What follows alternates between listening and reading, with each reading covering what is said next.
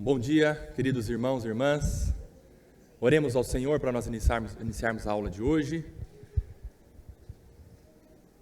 Pai, nós contamos com a Tua misericórdia, a Tua graça e a revelação do Teu Santo Espírito para nós compreendermos, Senhor, um pouco mais a respeito desse assunto, sobre o Teu caráter, que o Senhor é justo, é bom, é santo, faz tudo perfeitamente, e também com relação à existência do mal nas nossas vidas, no nosso cotidiano, nas circunstâncias, Senhor. Nós te agradecemos porque dentro daquilo que o Senhor tem revelado para nós, o Senhor tem sido generoso. Obrigado, Senhor, porque o Senhor tem revelado a nós, criaturas indignas, pecadoras, miseráveis. O Senhor ainda tem tido um carinho, misericórdia em se revelar a nós, Senhor, pela Tua palavra. Agradecemos por isso, Senhor, no nome de Jesus. Amém. Vamos continuar o nosso estudo nessa matéria, Teodiceia Bíblica e a existência do mal no mundo. Nós vimos na aula passada, seguindo o conteúdo programático, acompanhe aí, a primeira aula, e nós vimos a introdução, nós vimos o conceito de Teodiceia Bíblica. A palavra Teodiceia ela é composta por dois termos gregos, Theos e Dikaios, ou Dikaiosine, ou seja, Deus ele é justo, Deus ele é correto, Deus ele é santo, Deus ele faz tudo perfeitamente. Isso significa Teodikaios, Teodiceia, pode ser também nome de menina, não tem problema, tá? Como eu disse. Teodiceia Bíblica. O nosso referencial de estudo é a palavra de Deus. O Deus que nós cremos é o Deus que se revela não na natureza. O Deus que nós cremos é o Deus que se revela não na nossa mente. O Deus que nós cremos não é o Deus que se revela por êxtase ou por inspiração do Espírito Santo. Não, hoje não existe inspiração do Espírito Santo para nós compreendermos Deus. Quais homens foram inspirados por Deus para escrever coisas sobre Deus? Todos aqueles que escreveram os livros da Bíblia, os 69 livros. Portanto, a nossa Teodiceia e compreendermos a existência do mal do mundo é baseada na Bíblia. Deus se revela na Bíblia. Do capítulo 1 de Gênesis ao capítulo 22 de Apocalipse, 66 livros, é ali que você encontra o que Deus quer que você conheça. Ok? Nós então temos essas balizas. Nós estamos caminhando nesse corredor seguro que é a palavra de Deus. Ok? Muito bem. Nós vimos, finalizando a primeira aula, a respeito dos 3 tipos de males, né, que nós identificamos na palavra de Deus. O primeiro tipo de mal é o mal natural. Qual é o mal natural? Dê um exemplo. Um mal natural. Não entendi, Miriam? Não entendi, desculpa. Não, esse é o último. O mal natural é uma catástrofe, uma tempestade, um vendaval. Por exemplo, o dilúvio. O dilúvio foi um mal natural. Nós vimos também, então, mal natural é algo que acontece na natureza. Pode ser também acidente, algum acidente. É um mal. É um mal que nós sofremos. É um mal que está existente na nossa realidade vivencial, certo? Outro mal que nós vimos é o mal punitivo. Qual é o mal punitivo? É um mal que sobrevém sobre a sua e a minha vida e também sobre a vida dos ímpios. Sofremos em virtude da justiça retributiva de Deus, a disciplina de Deus. A disciplina de Deus sobre os filhos ou a punição de Deus sobre os ímpios, mas ainda assim não é uma punição definitiva sobre os ímpios, aqui e agora. Qual é a punição definitiva? Qual é o mal punitivo de Deus contra os ímpios? Já está estabelecido, já existe inclusive. Qual é? O inferno, isso, a realidade. O mal punitivo seria consequência dos nossos atos, por conta do mal moral, que nós vamos ver no próximo. O mal punitivo sobrevém sobre nós, exatamente. O mal punitivo é nós pecamos, e porque nós pecamos e porque nós somos filhos, Deus manda sobre nós um mal punitivo, Ele nos disciplina para nós nos arrependermos. Muito bem, Dani, é isso aí. A disciplina de Deus é um mal, que Deus manda sobre nós para o nosso bem. Na verdade, é o bem de Deus. É o bem de Deus. Porque se nós não somos disciplinados, Hebreus deixa bem claro, põe a mão na consciência porque possivelmente você é um bastardo. O escritor de Hebreus diz isso. E se é bastardo, não é filho. Então, se você está sendo disciplinado por Deus, erga as mãos para os céus e fala: Senhor, obrigado por essa hora difícil. Davi fez isso várias vezes. Ele agradecia a Deus pela misericórdia de Deus em estar punindo ele. Não isenta do sofrimento, né? Por isso que é um mal que nós sofremos. Mas é um bem de Deus nos disciplinar. E o último mal que nós vimos é o mal moral. O que é o mal moral? É o pecado. É o pecado. É realizar práticas más. Você faz isso? Sim. Aliás, só nós fazemos isso. Todos os seres humanos fazem isso. Praticam o mal moral. Deus pratica o mal moral? Não. Deus não peca. Deus não realiza o mal moral. Mas nós vamos ver hoje, na segunda aula, a abordagem de Agostinho sobre a questão do mal moral no mundo. Vamos entender com relação ao mal moral. O mal moral existe. Como que ele surgiu? Deus criou o pecado? Deus é autor do pecado? Vamos ver tudo isso. Tá bom?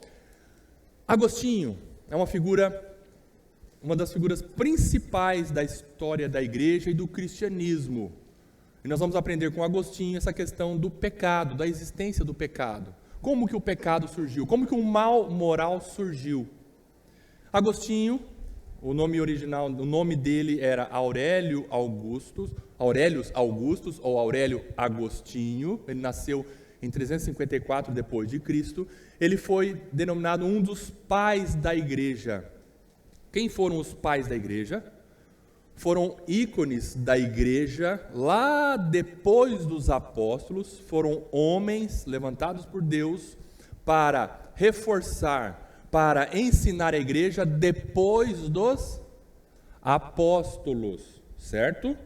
Na história da igreja, pensa, Jesus Cristo veio, se encarnou, morreu na cruz, ressuscitou e foi aos céus, ok? O que ele fez? Ele derramou dons aos homens. Aí inicia o quê? No seu estudo da Bíblia, inicia o livro dos Atos dos Apóstolos.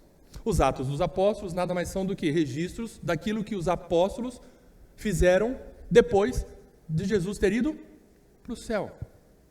E os apóstolos foram fundamentos da igreja. A partir dali a igreja começou a crescer no mundo. Só que os apóstolos morreram. E depois dos apóstolos, não tem mais apóstolo. Hoje não existe mais apóstolo, tá? Depois dos apóstolos, se você estudar a história da igreja, vem a era dos pais da igreja, que vai até o século VI, até o século VII, mais ou menos. Coloquei aí século VI, tá bom? E Agostinho faz parte desses, uns dos pais da igreja. Em seu escrito denominado Confissões, é uma autobiografia, ele escreveu esse relato sobre a vida dele. Agostinho narra como a graça de Deus o capturou e o transformou de rebelde fugitivo que era em consumado adorador de Deus. Agostinho, ele tinha uma mãe muito devota chamada Mônica e ela orava insistentemente pela vida de Agostinho. Só que Agostinho era um cara muito depravado. Era um cara ímpio mesmo, bem devasso. Mas nada é impossível para Deus. Deus ganhou o coração daquele homem que era completamente devasso, absolutamente pecador, assim, ao extremo mesmo, de praticar, principalmente na área sexual, muitas coisas terríveis, mas Deus ganhou o coração dele e ele se tornou um homem muito, muito, muito piedoso, mas muito mesmo. Ele abdicou de tudo da sua vida para viver para o Senhor aos 30 anos. E ele escreve isso no livro Confissões, tá bom? E ele tinha algo, depois que ele se converteu, ele tinha algo com relação à existência do mal no mundo, porque ele via para sua própria vida, olhava a sua própria vida como um pecador, e a existência do mal moral na vida dele e nas pessoas intrigava Agostinho. E ele fez parte de uma escola, um pouquinho antes de se converter de fato, ele fez parte de uma escola chamada maniqueísta, que tinha o entendimento de que existia um Deus bom que fazia coisas boas e tinha um Deus mau que fazia as coisas más. Só que depois ele se converteu e falou, não, está errado isso. Ele olhava para as Escrituras e falava, não, só existe um Deus, e o Deus que existe é o Deus bom. Por que o mal existe? Por que eu sou o mal? Por que eu pratico o mal moral? E por que as pessoas praticam o pecado? E ele começou a refletir sobre isso, buscando de Deus sabedoria. E ele escreveu algo muito importante, que agora, olha só, depois de tantos séculos nós vamos aprender com o ensinamento de Agostinho a respeito da existência do pecado no mundo. Olha aí, Agostinho, essa é uma imagem dele. Está meio acabadinho, mas é isso aí mesmo. Tá? Vamos lá. O mal moral, a existência do mal moral. O mal moral existe? É uma pergunta. O pecado existe? A resposta é sim. Você é prova disso. Eu sou prova disso. Nós pecamos, nós somos pecadores, nós pecamos. Para Agostinho, o mal moral como ente físico, como um ser, não existe, pois não tem substância, ou seja, o pecado está ali? Não. O pecado está entrando ali na porta?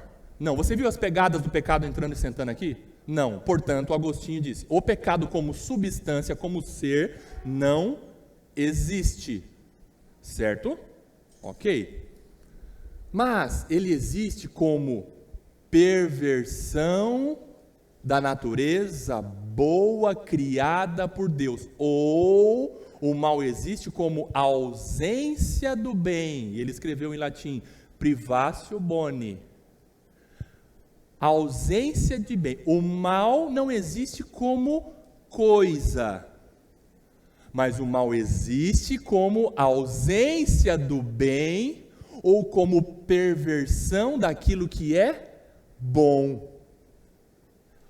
Nós não podemos dizer que o mal não existe, porque acabamos de dizer, o mal existe sim, nós pecamos, o mal moral existe. Olha só o raciocínio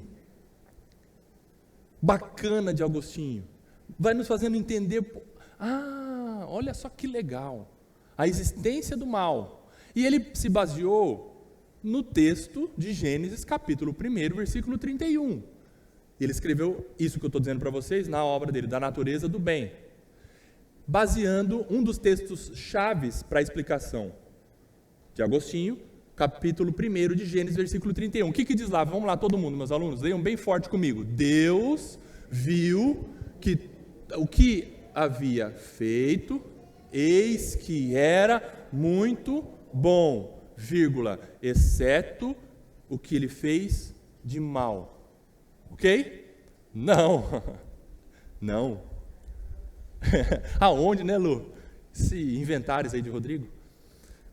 Deus viu que tudo o que ele tinha feito era muito bom, exceto o mal que ele criou ali. Colocou lá o mal criado. Não.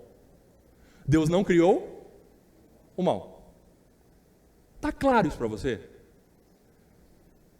A gente não pode ir além daquilo que ele revelou.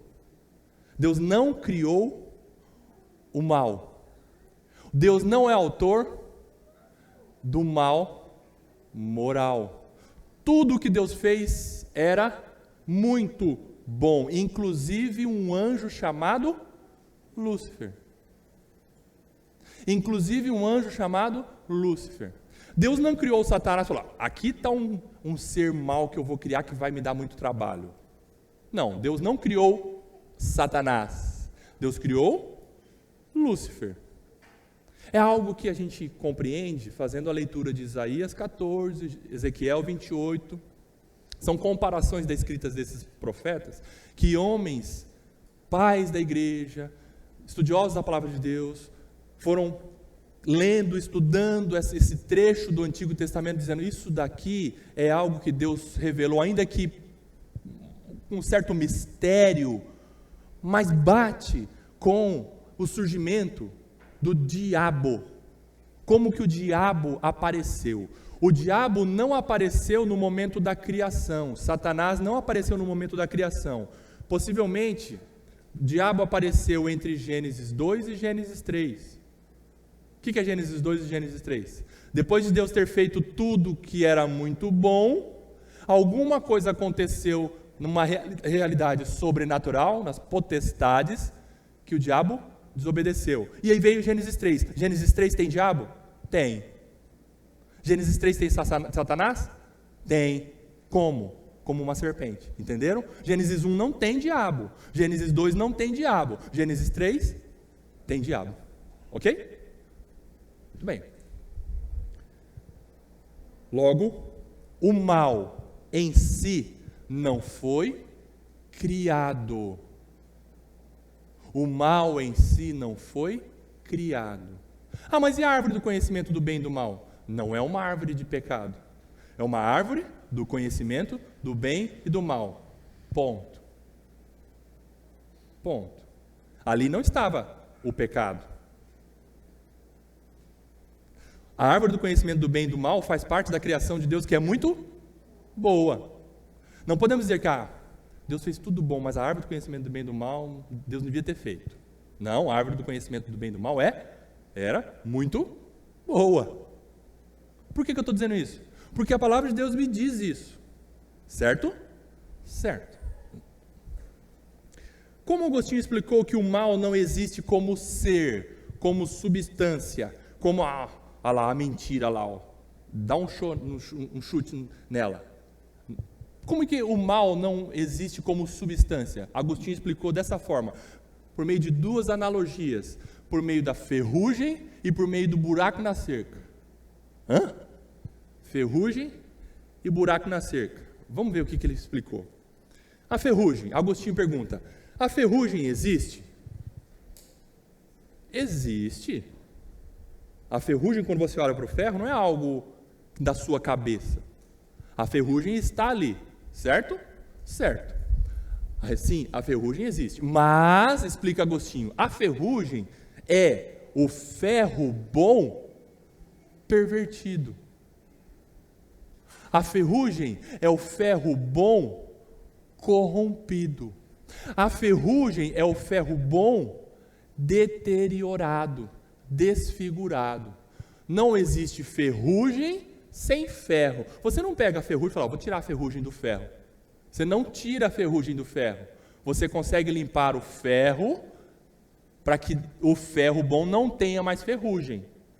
Mas você não pega a ferrugem, você pega o ferro deteriorado. E a cerca? E o buraco na cerca? Agostinho pergunta, o buraco existe? Resposta é sim. O buraco não é uma distorção da nossa visão, falar, nossa, parece que eu estou vendo um negócio estranho na cerca. Tem um buraco na parede? Não sei, parece que meus óculos estão sujos. Não, o buraco existe. Ele está lá. Mas o buraco, explica Agostinho, é a cerca boa pervertida, deteriorada. Não existe buraco sem cerca. Não existe o mal sem a existência de algo bom. Portanto, nós vamos chegar daqui a pouco. O mal é o bem pervertido, ou a ausência do bem. Corrupção do bem. O mal existe? Existe, mas ele foi criado como substância, como algo autônomo? Não. Vamos fazer uma coleção de buraco em casa? Vamos pegar um monte de buraco e guardar. Tem como? Não. Ferrugem também. Guarda a ferrugem no lugar. Não, você não consegue guardar a ferrugem. Bora, próximo. Então, o que é o mal moral para Agostinho? O mal moral é o bem pervertido. O mal moral é o bem corrompido. O mal moral, o pecado, é o bem desfigurado, distorcido. Em outras palavras, o que é o pecado?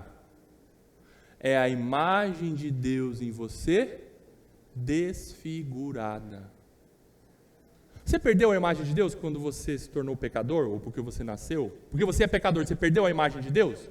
Não, nós não podemos dizer isso. Você continua sendo a imagem de Deus. Mas a imagem de Deus em você, por conta do pecado, está deformada, muito bem, Michael, desfigurada, corrompida.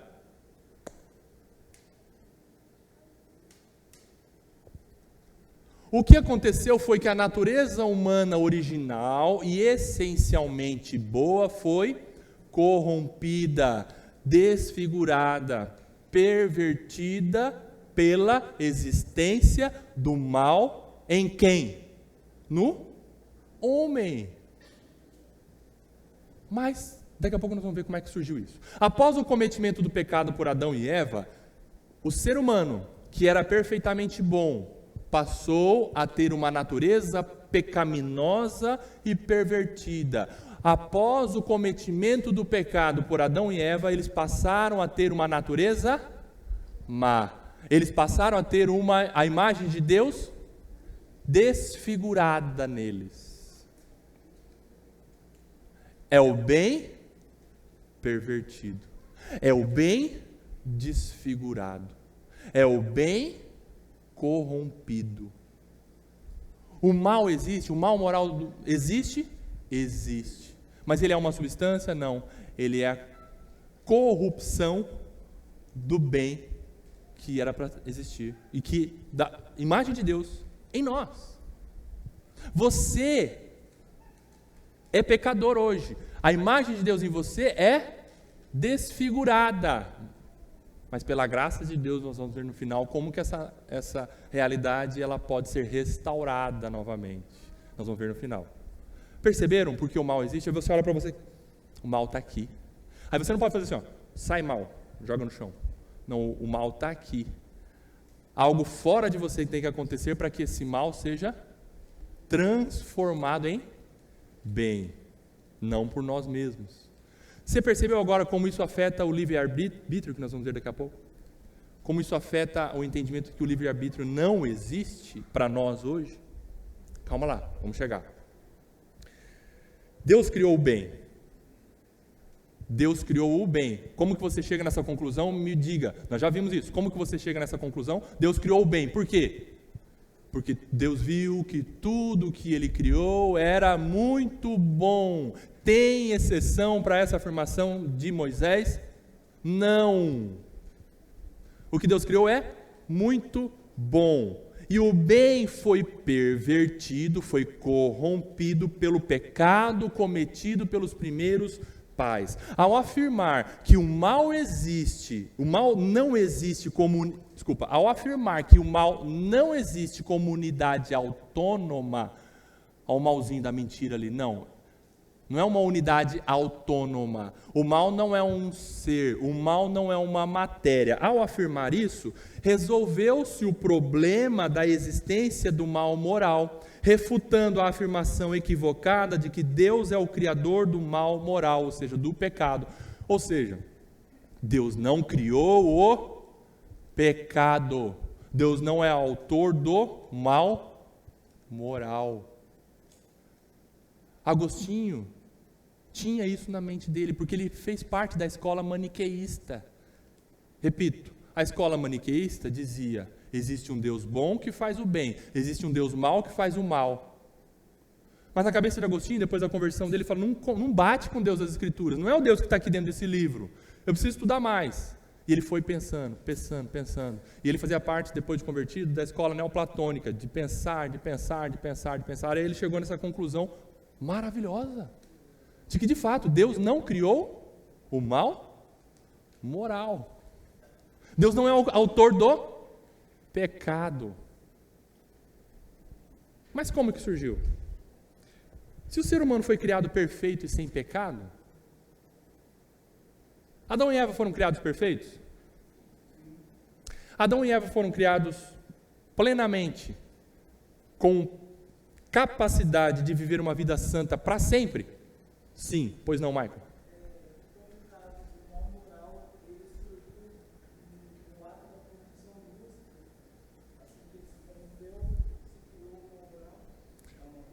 O mal moral não surgiu exclusivamente porque Lúcifer desobedeceu.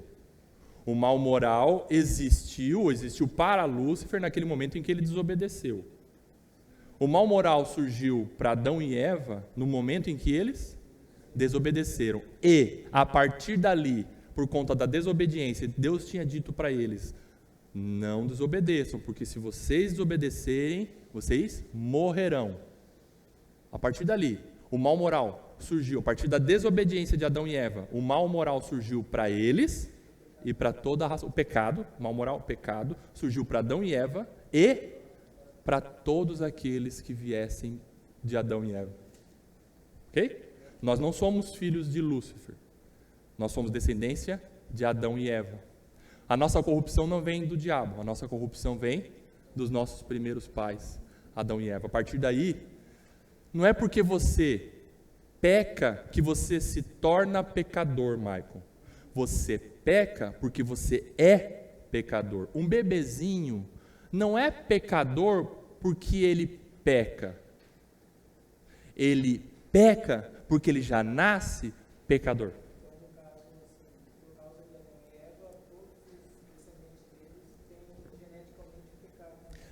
Isso mesmo, por causa do pecado de Adão e Eva, todos que vieram de Adão e Eva. E quem são todos? Todos os seres humanos, exceto um. Todos os seres humanos, exceto um, têm natureza pecaminosa e são pecadores. Todos.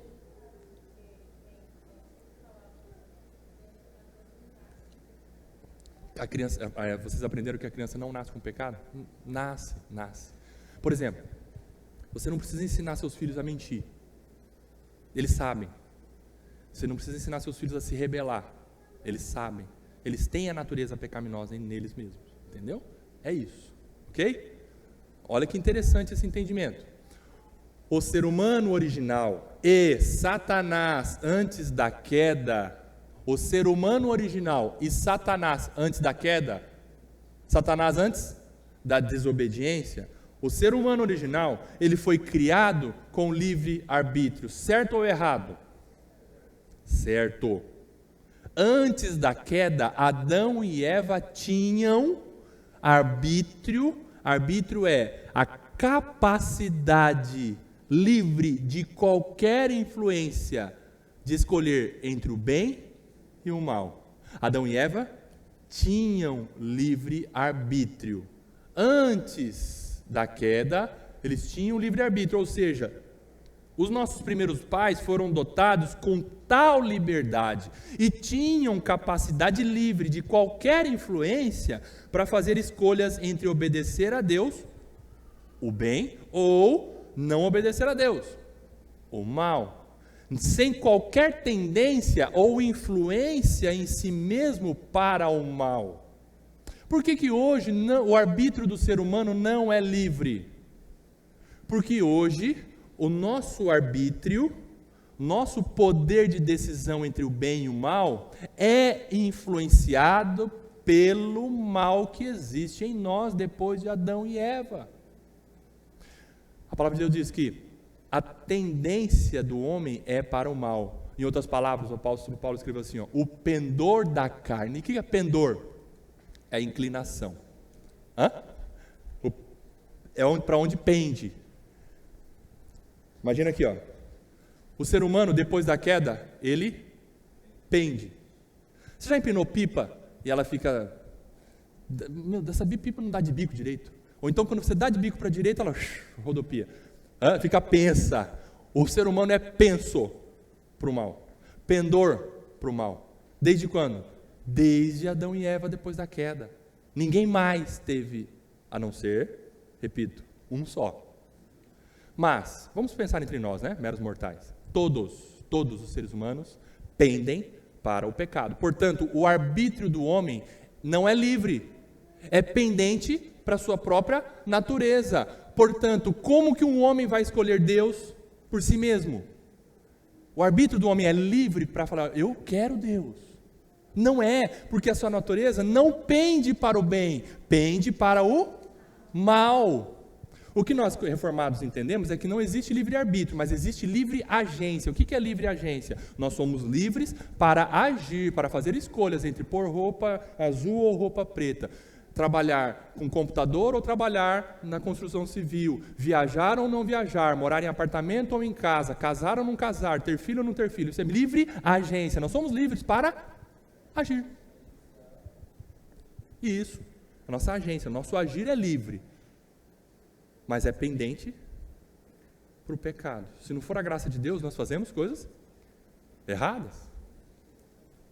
Fazemos coisas erradas. Ok? Pois não, Sandra?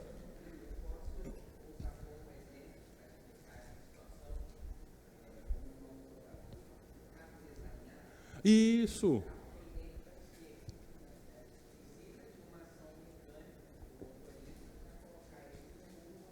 Perfeito. Olha só o exemplo que o irmão Sandro deu, vocês ouviram? Não da pipa, pensa, mas do carro desalinhado. É um carro originalmente desalinhado. Precisa de uma ação mecânica para ele se manter reto. Exatamente. Muito bem. Outra analogia perfeita. Pois não, pai?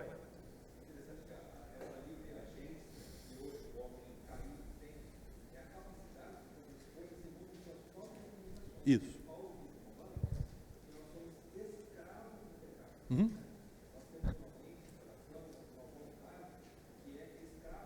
Uhum.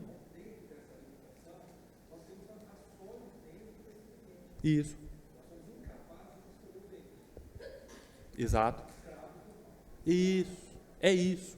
Pensa vocês. Outra analogia. Além da pipa, além do carro, pensa numa corredeira, num rio. Você está no rio, solto na correnteza.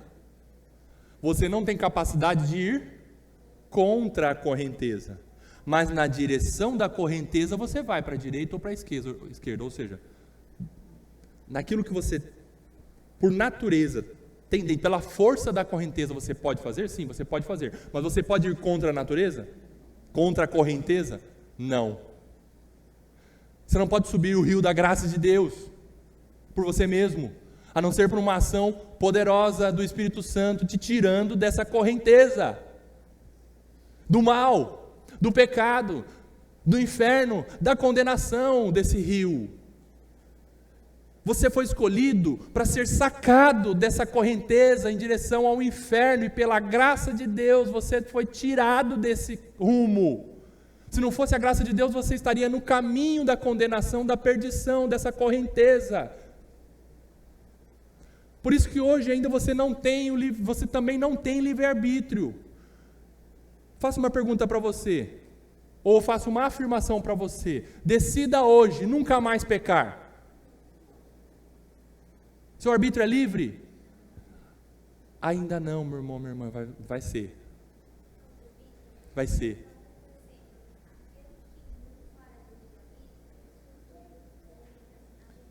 Isso. Exato. Confundem o livre-arbítrio com o livre-agência e usam o livre-arbítrio para explicar o processo de salvação, mas é um entendimento equivocado, com uma participação do homem, mas o homem não consegue participar no processo de salvação.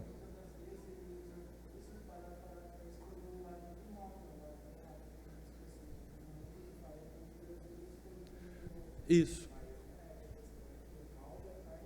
E o mal já está nele, ele já está nesse caminho de condenação. Muito bem, Michael, é isso aí, perfeitamente, ok? Mas Deus nos tirou dessa correnteza da condenação, tirou você pela graça de Deus. Era para nós estarmos indo para o inferno, mas pela graça de Deus, Ele nos tirou desse rio da condenação. E lá na glória, nós não mais iremos querer pecar. Eu quero mostrar para você aqui. Se eu tivesse um quadro, eu ia anotar aqui. Mas vamos lá. Antes da queda, Adão e Eva podiam pecar ou não pecar, certo?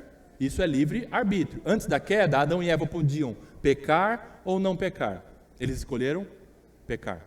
Depois da queda, o ser humano não consegue não pecar. Repito, depois da queda, o ser humano não consegue não pecar. Ele não consegue falar assim, eu não vou pecar.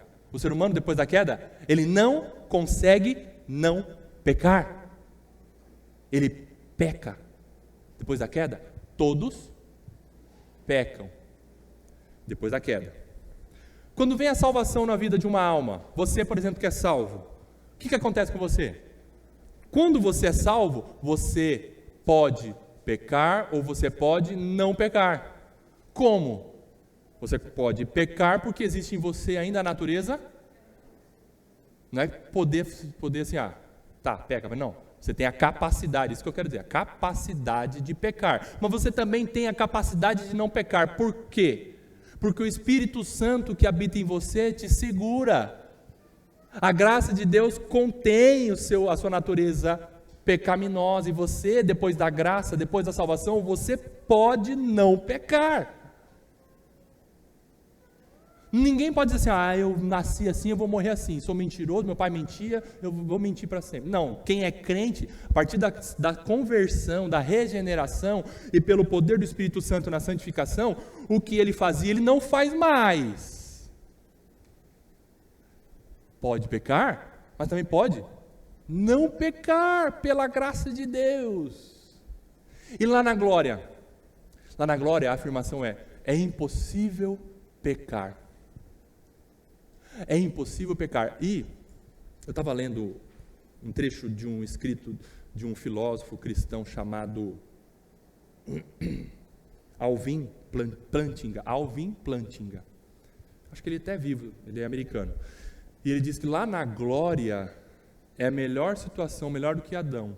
Porque Adão tinha a possibilidade de pecar, tanto que eles tinham essa liberdade, Deus deu essa liberdade que é boa. Mas lá na glória nós não teremos nem a possibilidade de escolher pecar, porque não haverá mais pecado. Nem querer, não vamos querer pecar, não vamos saber mais o que é isso, e não vamos querer mais, não vai ser possível mais na glória. Não vai ter essa luta, essa guerra entre carne e espírito, louvado seja Deus. Pois não?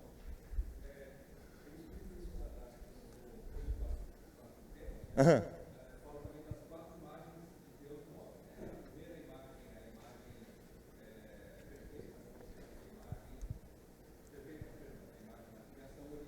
Uhum.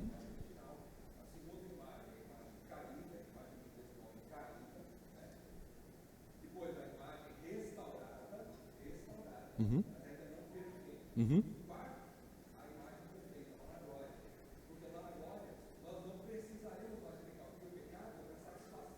Uhum.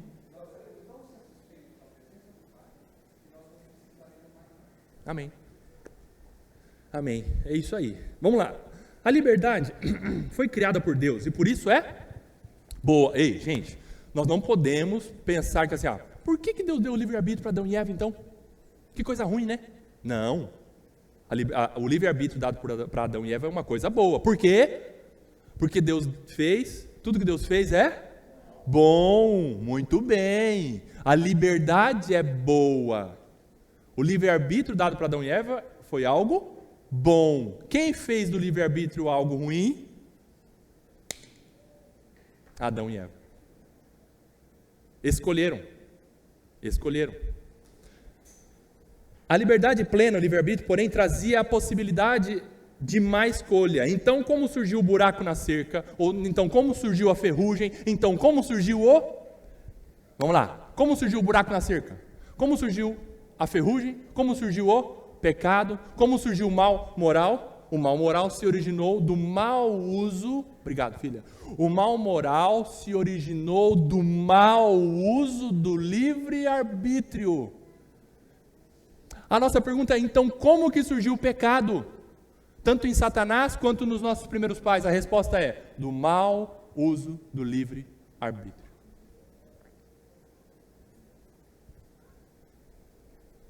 A liberdade plena concedida por Deus às suas criaturas racionais. Caminhando para o final. Deus criou o mal moral, o pecado, ou é autor do mal moral? Por favor, meus alunos, quando vocês forem responder isso, vocês vão falar N-A-O-T-I-O, não. Que nem o Hudson dá aula lá, ele fala para as crianças assim, N-A-O-T-I-O, não. Quando perguntarem para você, então quer dizer que Deus criou o pecado, né? Você vai falar, não. Mas então, como é que surgiu o pecado? Falar, eu tive uma aula lá na minha igreja que é assim, o mal surgiu porque lá Adão e Eva, escolheram o mal. Eles decidiram pecar. E depois disso, Deus diz que todo mundo se tornou pecador. E hoje eu peco, e hoje eu faço mal. O mal moral, às vezes, eu pratico por causa de mim, porque eu sou o mal. E quem é responsável por isso? Nós mesmos. Nós mesmos.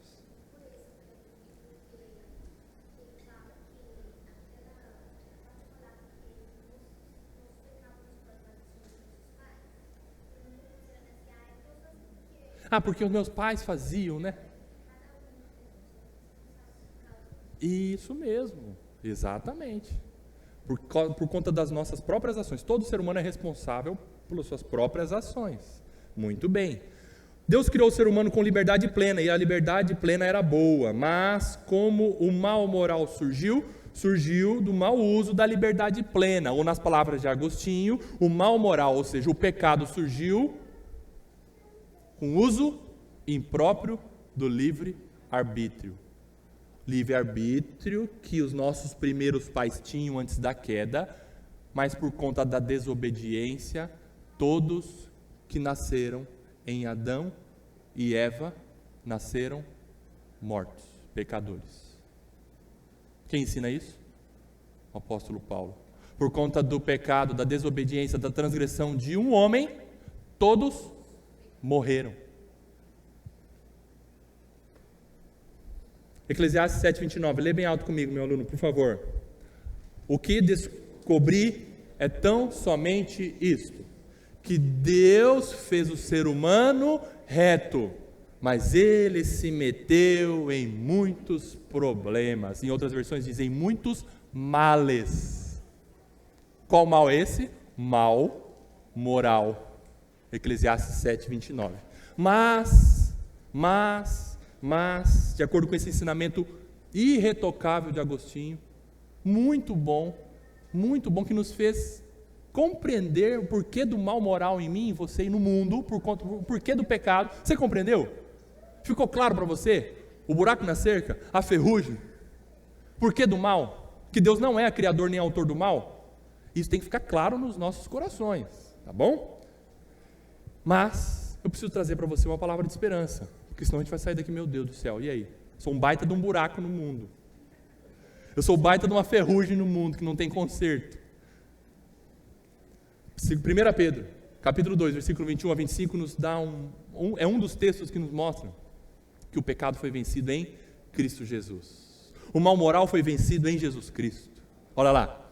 Porque é para isto mesmo vocês foram chamados, pois também Cristo sofreu no lugar de vocês, deixando exemplo aqui para que vocês sigam os seus passos. Aqui Pedro já está dizendo assim, Senhor Jesus, ele não teve mal moral. Jesus foi um homem perfeito, exemplo. Não tinha mal moral em Jesus. Jesus não era pecador como homem. Ele é exemplo. Portanto, se nós olharmos entre nós aqui, olha aqui, entre nós pecadores. Você tem esperança em um homem e numa mulher? Aqui, olha para cada um. Você tem esperança em mim? Fala, não. Em mim você não pode ter esperança, você não tem. Olha para sua esposa, tem esperança nela? Não.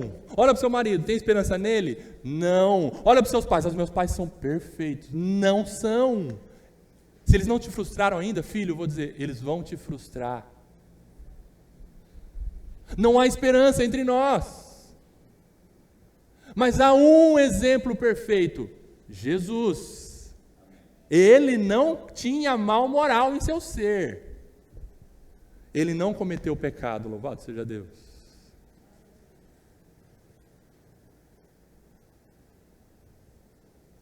Ele não tinha buraco na cerca. Ele não tinha ferrugem no ferro. Nem foi encontrado engano em sua boca, dolo em sua boca. Mal nenhum se achou no nosso Senhor. Pois ele, quando insultado, não revidava. Alguns exemplos que Pedro deu.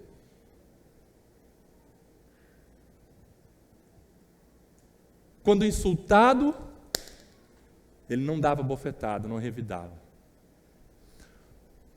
Quando maltratado, não fazia ameaças. mas se entregava àquele que julga retamente, se entregava ao Pai. Olha o exemplo perfeito do nosso Senhor.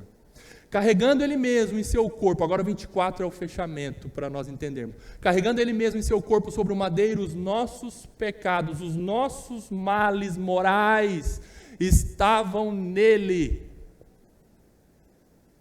E a cerca foi consertada, porque Ele carregou em si os nossos pecados. A ferrugem que existia em nós foi consertada nele.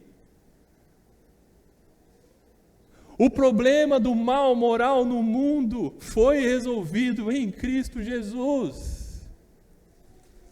Porque se nós estivéssemos entre nós, olhando um para o outro, a gente fala, todo mundo vai para o inferno, cada um dá a mão e vamos embora.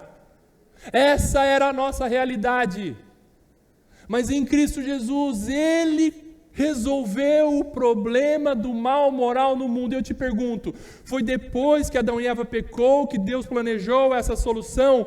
Não.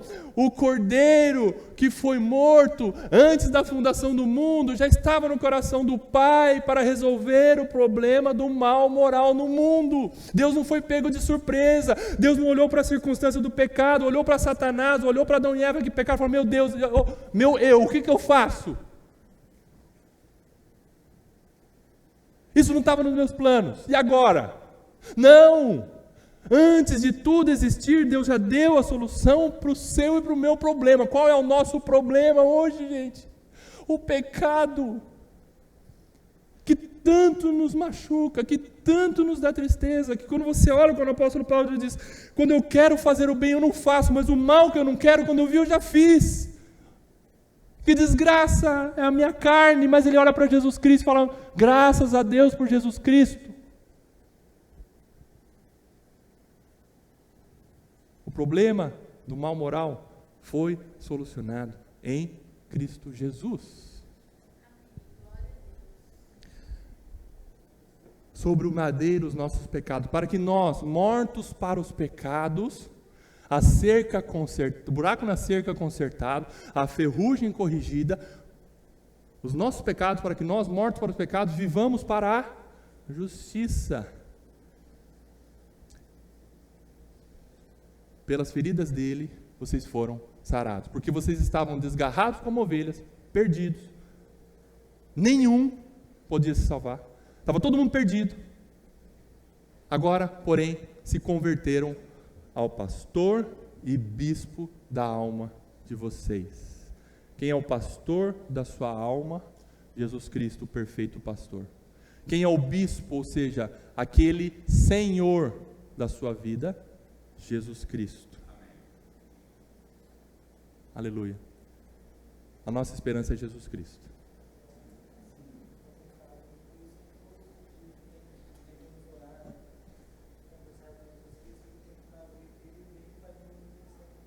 Amém, amém. Todo dia nós temos que orar para Jesus Cristo, porque Ele faz a manutenção do buraco. Exatamente. Porque nós ainda temos essa natureza pecaminosa e ainda pecamos. Vez por outra pecamos. Somos pecadores, mas nós devemos orar ao Senhor. Senhor, muda o meu coração. Senhor, quebra a minha dura cerviz. Me dê um coração santificado, purificado. Pela regeneração, pela salvação, existe o que nós chamamos de lavar. Uma pessoa, quando ela é regenerada, ela é lavada por completo. Ela estava muito suja. Ela é lavada. Mas depois de ser lavado uma vez, você precisa ser limpo constantemente. Ou seja, é uma manutenção de limpeza. Isso é santificação. Você não precisa ser lavado de novo. Porque tem gente que pensa, pequei, perdi a salvação, tem que ser salvo de novo. Pequei, perdi a salvação, tem que ser salvo de novo. Não, salvação não se perde. Uma vez salvo, uma vez lavado, lavado para sempre. Mas você, porque peca, se suja. Mas Jesus, pelo Espírito Santo, te limpa. Muito bem.